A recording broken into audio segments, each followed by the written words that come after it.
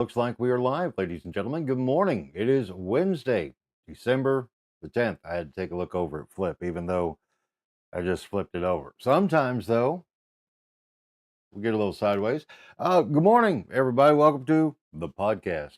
I know it's clever, but I got to give a shout out to Dan Reynolds on that because he had a great philosophy when it came to naming things, when it came to like the television shows and such. It was simple. It would just be what it is. Like at K26, they had The Court Show. And then for TKO8, I'm sure he named it, but it was In Court. Simple, to the point. You know what you're getting. So, again, tip of the hat to Dan Reynolds. And welcome to the podcast. Hi, I'm Jim. I'm glad you're here. And let's have coffee and enjoy our conversation. First off, shout out to Omaha Mayor Leslie King, who is in the process of getting better up in Springfield. So we're still rooting for you, buddy. Keep getting better. You and I, we're going to hook up for coffee in person as soon as you get settled back in. So, what else is on there? We're going to talk about some stuff. If you look at the description of things today, I want to talk to you about creating your own currency. And I'm not talking about counterfeiting or forgery or anything like that. No, no, no, no, no. I want to kind of deep dive with you to plant some seeds in your head that can make your life, well, better by doing what you know, what you may not realize you can do because you actually already create your currency every day because how? You're trading your time for dineros, right?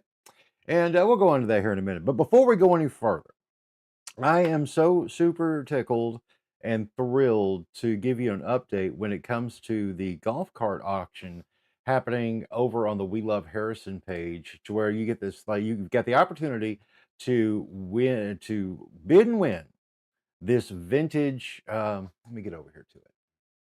Anyway, you get to bid and win on this vintage historic. Actually, it really is a piece of history here, kids. I'm going to do the scrolling here. That way I don't give you vertigo because that's never fun. But anywho, right, Shaw, let's come over here. Right here, you will see the Goblin Spirit golf cart, and Rick and I, Rick Schoenberg, that is, we talked a little bit about it yesterday on a live stream when I was walking around downtown. And anyway, this is fantastic because again, if you love history like I love history, I mean, that's the best. That's like the greatest use of nostalgia ever. Anyway, the bidding had started at $200. Where as of this morning, Rick had just informed me like an hour ago that it's actually up to 350. That's beyond awesome. So to the high bidder, thank you for showing your support in this project, which is for what? It is to benefit Children's Charity Ministry here in town, CCM. They do so many great things in helping feed children, and they're good people. I've been associated, well, excuse me, let me pull that word back. I've been aware of them and done everything I could to promote them and their mission over all the years. Gosh, I can't even remember how many years now that it has been. But I remember when it was first started, way back when, and it was at originally located over there at the Jonas Shopping Center, if memory serves me properly. Anyway, and it was started, well, again, I'm not gonna go, you don't want that. You don't want that right now. If you do, we can talk about it later. But anyway, CCM has done a wonderful job in feeding the kids in the area, and that's awesome. Now, one piece of history about those, I also met my dearest friend and truly a soul sister, and that would be Jean Hankins there. And if you know Jean, you know she's just a wonderful human being, and that's how I got to know her. And so that made me so. She's one of those personalities that come into life that I can truly say, having met her, I'm a better person from it, and that's a fact. But again, so the proceeds from the auction, 100% go to CCM in loving memory of the legacy that was laid by Mary Jean Krieger and Liz Witt, which the bittersweet sweet thing that I've done or been exposed to in my career here in Harrison is that I've had the opportunity to capture some great moments along the way. Now, if you go over to my Facebook page, let me come up here. If you go over to my Facebook page, you can see a snapshot from way back in October 14th, 2023. Let me come once again back over here. Scrolling, scrolling, scrolling. Gotta keep us scrolling. There we go. Like right here, this bit right here, this coffee talk, that it was kind of like a definitely a prehistoric portion of what we're doing here this morning, because I was trying to think of something to entice people to show up over at the old Montgomery Ward building, and Liz was the first one before I even did the first thing. Who called? She reached out and she said, "Jim, we got to promote cooking for kids. What are you gonna do?"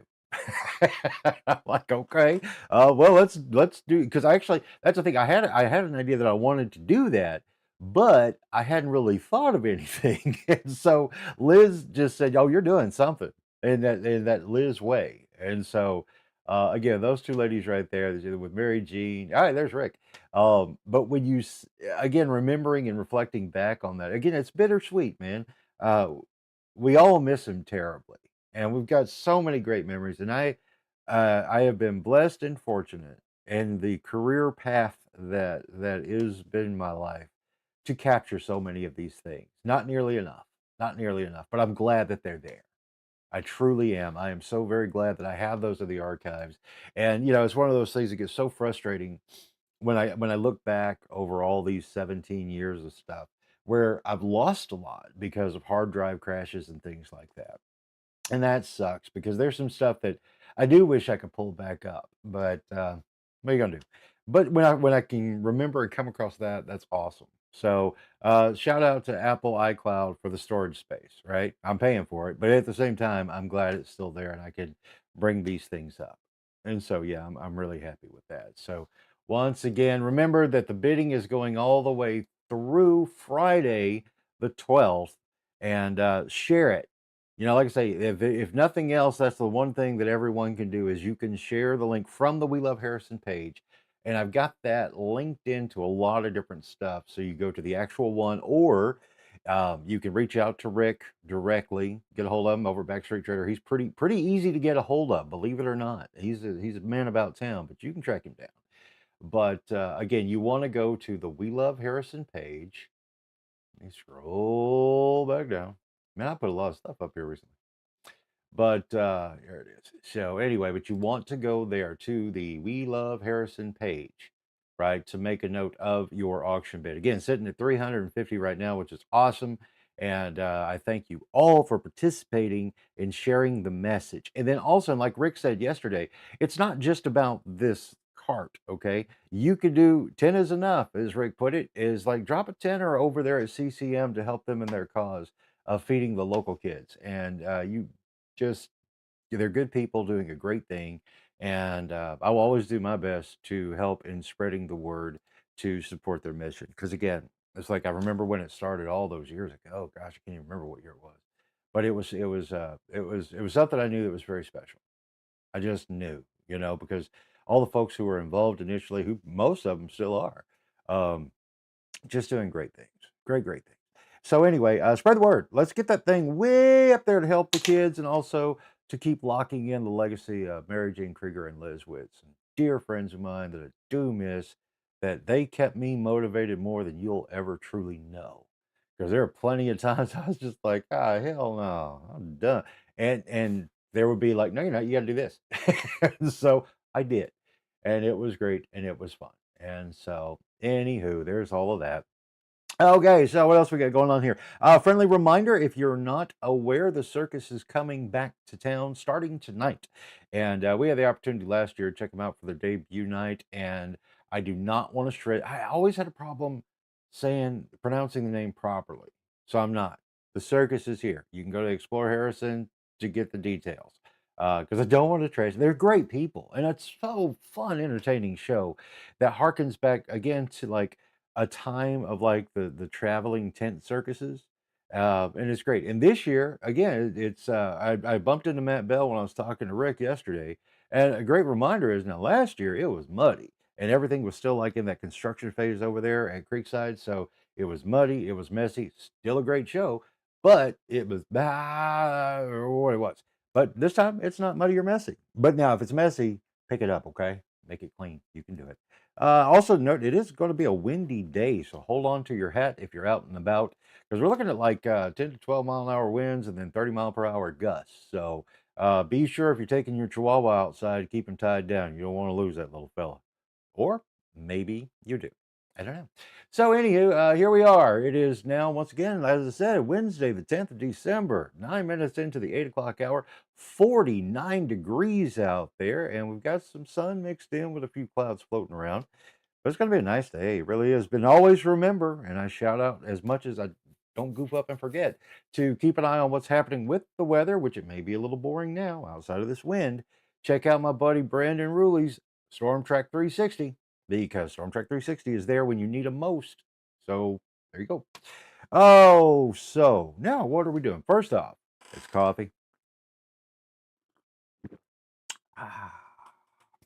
It's funny. Last night I had yesterday on the show when we were talking about like when it comes to like all the conspiracies out there and the stuff that's now permeated into the mainstream when it comes to UFOs, now known as UAPs, unidentified aerial phenomenon.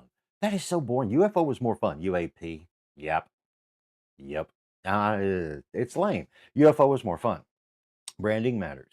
But they flipped it around for a reason. Words do matter. So from unidentified flying object to unidentified aerial phenomenon. Words matter. But anyway, it was a fun show. I got some great feedback on it, and that's appreciated a lot. Again, I just like as I said, also don't chase numbers, man. Just do your thing. Do your thing and roll on. Don't chase the numbers. You'll lose if you get addicted to that dopamine rush and then you're trying to chase virality, it is a path to destruction. Because again, you never know how things will react. And if that's what you're basing your success levels on, I don't recommend it. I really don't. Like I say, I've been in the broadcasting industry. You're in the numbers game. You're chasing ratings. That's how everything works. If your ratings suck, that means the station's not making any money through advertising sales and all that. You don't want that, right? And then also your impact means nothing. So in that space, your worth is lower, but it's not. It's not. And nowadays, since everything is so splintered and fractured all over the place, it's very important to be mindful of that because again, it can give you a false sense of identity and personality as well as um on both sides. It can destroy an ego that is not worthy. It's like you could be doing a great thing, showing off some incredible talent and creativity or information, whatever, but it not hit or land or not be seen. That's always a possibility in this space, especially. And it's tricky. So don't chase the numbers. Say that again. But now let's talk about some other numbers. Going back into what I was talking about. And again, talking about the conspiracy stuff, which is fun. It just is. It's like, I'm not a dyed in the wool person when it comes to these things. I'm not. It's like I'm not sold one way or the other, and in what I am sold on, I'm not sure an idea that I have about it, but mine is not one to persuade you into anything. And why? Because I've met the people who are so absolutely locked into what they believe is the truth that is out there that they can get blindsided and not and really lock in too hard. And again, I'm not judging anybody, but it could be kind of unhealthy. But it's also unhealthy to be so closed minded as to not consider things, a different line of thinking. Because again, we're all taught, programmed, true story, into a line of thinking, societal norms, and just go with status quo. And for the most part, I'd say that's kind of healthy, you know. Uh, but as we have been taught to be in the United States of America as Americans, that is kind of our constitutional and birthright standing to question things when they don't make sense. So do that. I'm a firm believer of it. So last night, thinking about like, what are you going to do in the morning, Jim? We're not going to do this conspiracy thing again. That was fun. Yeah, I'm not chasing numbers, and I don't care to give in to trends because again, that's a fool's errand. So I don't want to do that. So, but I did get to thinking about that, and as most of you are probably aware now, I really love 3D printing. I think it's like the coolest piece of technology that's come along and advanced so much in the past few years that every home you need to look into getting a 3D printer. Seriously, and the Bamboo Labs models, I'm very happy with. I got an X1C, and it's awesome. And I share with you every morning things like Flip himself, Flip my calendar. Um, is the most versatile tool, and I just push a couple buttons, click, Click, and there he was. And then other things, I'm working on my design skills, and there's so many great tools out there to help in that process. One of which was the one I posted last night. Some who may say who is the godfather of the reptilian overlord conspiracy of who's really running the show, David Icke. Well, here's the thing. It's like that's a very narrow view of actually who David Icke is. David Icke, and again, your opinion is yours. Keep it. Mine is simple.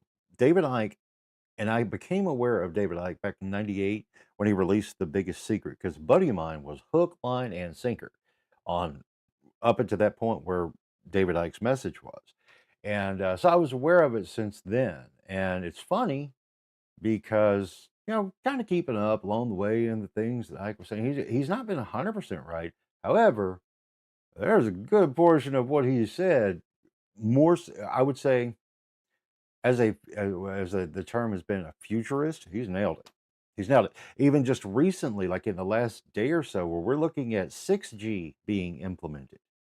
We just now got to 5G, which was funny because that rollout was happening over a few years where like Verizon, I think Verizon is the one that sticks in my head the most, was really pushing for 5G connectivity. And they rolled that campaign for 2 years before it actually came into play. And now if you check your phone, you're going to see in a lot of spots you're at 5G plus. Well, see, he had done that with 4G back in the day. So we're on the cusp now of 6G. Now, the best I understand when it comes to 6G and all of these different G levels, right?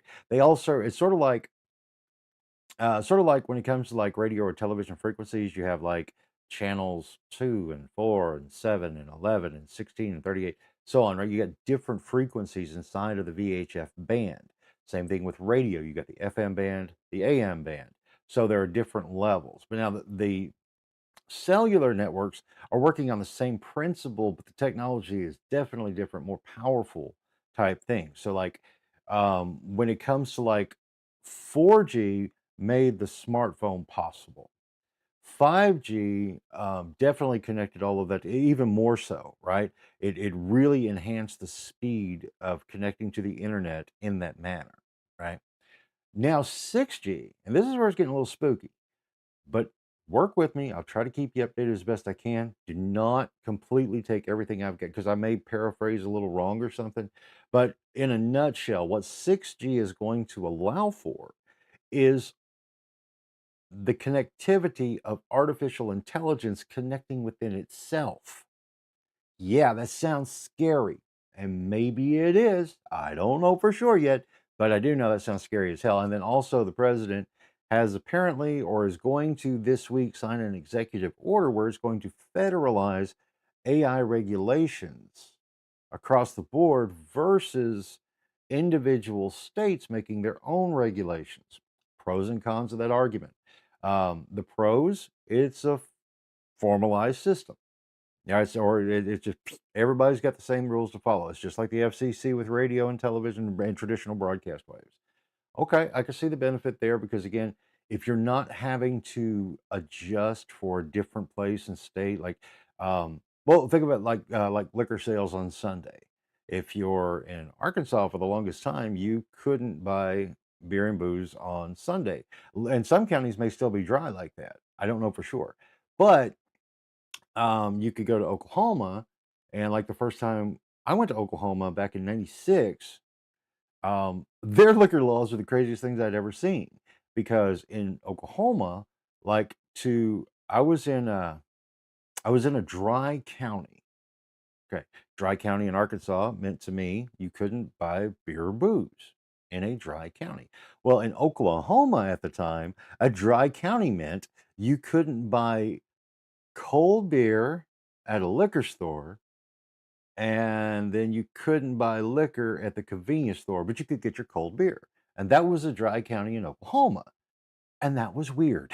I'm like, wait a minute, this is okay, fine. So anyway, but whenever with that idea of nationalizing rules and regulations, it can clear up some things, especially when you're in this type of space, like when it's wide open.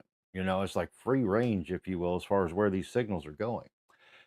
However, just like when it comes to those liquor laws, and each state can pick and choose what they want and how to implement and create their own denomination of rules. That they're it's a matter of state and individual rights, right? So it's a sticky wicket. It just is. And then considering where it looks like we're going inside of all of these G's as we continue up the number count. The thing is that it's forever changing how society is going to work and interact. Is it good? Is it bad? I don't know. I'm sure there were like proponents and opponents battling out the same type of things when it came to uh, the railroad system going through the country, or electricity getting into houses. Hell, probably even running water. All of those big societal changes are always going to have had some type of pushback and proponent. It's just the way it goes. But this one's interesting because of the power of what these systems can do.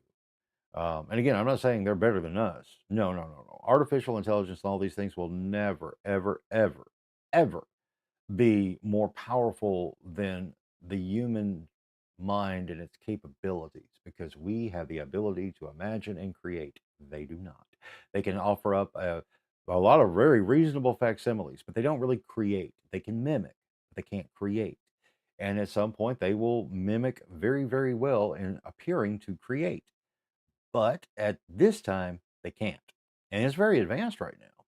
That said, and going back to the topic of the show, when it comes to creating your own currency and what I'm talking about.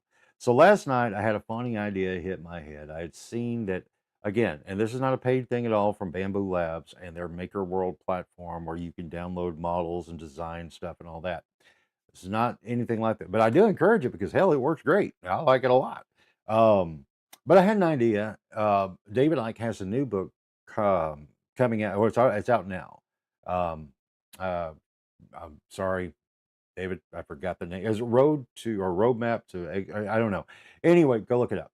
The Roadmap, I think it might be called. Anyway, I haven't ordered it yet, but I will, because when it comes to what David Icke has done over the years, and again, to face the ridicule when he's pointing out things and kind of connecting some dots that people are like, "Oh, that's crazy reptilian boy." Sure. Okay. The terminology that he used to describe certain things may have been limited in the time, but that's always happened, because if you see something you've never seen before, you have to find some way to describe it to disseminate the information to other people, right? And again, coming back into why this thing popped in my head, and kind of like giving that nod again as we watch things happen, the whole 6G network and what it is, I called that out back in 2020, along with 7G, 8G, 9G, and so on up. So he's been ahead of the curve thing and telling people, hey, this is going to happen. It's a coming. And again, that's not conspiracy. That's more like a futurist that the common person is not paying attention to. And so with that said, I salute that, because that's true journalism. But now it is journalism without the guardrails. But you know what? That's okay too, because you can, if you absorb some information and then take the time to disseminate it to where it's like, where does this fit into your own personal observation and experience, and then work on forming your own opinion, then you got something to stand on versus just accepting any type of status quo thing. And in most cases I would say it does line up, but sometimes it doesn't. And that's how the conspiracies are born. And then sometimes inside of that space, where at a moment in time you can't validate a claim, but be mindful of it, because, like the mainstream now, they're validating the claims that were in place for 30, 35 years. Chemtrails. That's crazy talk, they said in 1993. And now it's geoengineering, and yeah, we've been doing it for 35 years. Be mindful, be aware, keep your eyes open and learn as you go. Anyway, so last night I got thinking, I thought it was funny, so I designed a David Icke coin that says, "In Ike we trust," because that's funny to me. And then in Latin down there, which reads, Dexi, you know, it has to happen here when I'm reading, right? I got older. Uh, Dexi TB Seek. I don't speak Latin, but what that is, and I thought it was funny, it's a tongue-in-cheek thing, and that Latin phrase, it just means "told you so." That made me laugh, so I made it because I was able to. And then on the backside, of course, I got to give a shout out to the whole reptilian influence of things. And this particular reptilian, who I do believe is a distant relative of Alicia, ask her about it sometime. It'll be fun. But he's actually imbibing a copy of Toys or Totems. Why? Because I'm trying to make them better, or they're just trying to steal and mimic what I'm pushing in regards to encouraging your imagination and creativity that only the humans can do and they cannot, according to the theories. And again, in creating your currency, now what I would like to plant the seed in your head with here is that in everything that you do, you're investing time that becomes nurtured into talent and abilities. Some that you're like just kind of born to do. It's like this is a thing. It's like whatever it is you're doing, you're like you're the best. You're really, really good at it, right? Or you're even the bestest ever at it. Or you can get better, right?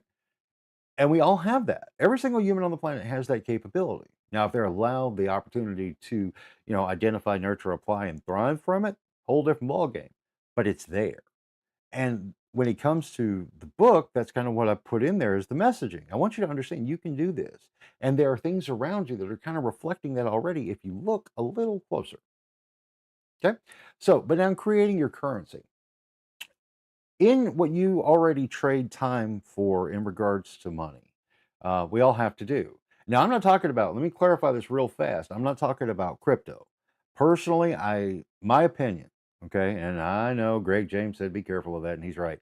But when it comes to putting my opinion out, it is what it is. I played with it enough to have this opinion. This is not just some willy nilly, oh, man, that stuff is, I don't care. I'll tell you from my own personal experience what I see cryptocurrency as on this level. There may be a different level here or down there. I don't know. But I do know on this level right here and what people are selling you on and to get you into is it's a casino, baby. That's it. Nothing more, nothing less. It's a digital casino with highs and lows that you can either win or lose. Odds are you're gonna lose. Now, if you're sitting there screaming at the screen, man, I made a killing in Bitcoin, good for you. But just like a lottery scratch off ticket where you won 20 bucks, how many other tickets did you buy before you hit that 20? Was it $100 worth, $200 worth, $300 worth? Perspective is everything, right? But that's just that's my opinion and take. So that's not what I'm talking about here in creating your own currency. Okay, that said, what I really like in the past year, again, with all the ups and downs, some serious heartache and tragedies that happened, right? Well, you got to push forward. So we have. But in that, I did a lot of deep diving trying to figure out what I was going to do with myself and make myself matter again, right? And so in that making a matter, the book Toys or Totems came to be. And its lessons, I believe, I know it helped me, so it could very well help you. And with the reviews that I'm seeing, it's doing that. But more importantly, well, I shouldn't say more importantly, but on a very important level, it gave me the opportunity to create a product, right? This is my product to sell to make the money to pay the rent to stay on the planet. So, in essence, I created my currency. And that currency, not backed by gold, but instead backed by knowledge, applied wisdom, if you will. And I built it. So I made my own, this is my own little Fort Knox, right? And that's what I'd like to plant the seed in your head when it comes to doing things. Because you have something like that. I encourage everybody to write a book because everyone can. It doesn't mean you're writing it expectation. You're not writing it to become a bestseller. Do it to capture your thoughts, your experiences, your talents and everything and capture that in book form. Call it just a journal or a diary. But in taking that step, which we've all been distanced from, everything is scrolling, everything is typing with thumbs. And that's not necessarily bad either because you can write on your phone. But the main thing is to write because as you write, you're starting to create, and that's important. But to start capturing those things, if not just for yourself, but for future generations that are going to come along because of you. You had a child who had a child who had a child who had a child. And to start planting those things in there that can make better for the future people to look back at what we primitive people did is gold. It really is. So, but now when it comes to, again, I'm not talking about everybody writing a book to become a bestseller, but to take inventory and stock of the currency that you're already creating through your actions. And as you continue to create the currency thing, because you have to convert it. My book, I can't walk into Backstreet Trader and say, well, I might be able to with Rick, but anyway, but I can't just necessarily walk into Backstreet Trader and say, hey, Rick, this book is worth $20. Well, let's do some trading, buddy. Yeah, that paradigm ain't probably going to come back anytime soon as far as that barter system thing. But I can say, hello there, dear reader. Are you having a kind of a tough time figuring out certain things in life, like why we hoard what we do? I mean, collect what we do. And why do you feel obligated? Well, here's a way to kind of think about it to possibly break that loop. And they go, dude, I was thinking about that. Maybe that can help me. Well, cool. You give me 20 bucks, I'll give you the book. That's the exchange. There you go. And then I take that 20 and say, Rick, let's do something. And he'll be like, give me that 20 now, Jim. I gotta raise money for CCM because I want it. I'll be like, okay, that's fair. And that's how the circle works, right? But inside of you is something already there. If you poke it just a little bit, that where you may increase your currency's value. And that's what you can do. It's 8:30.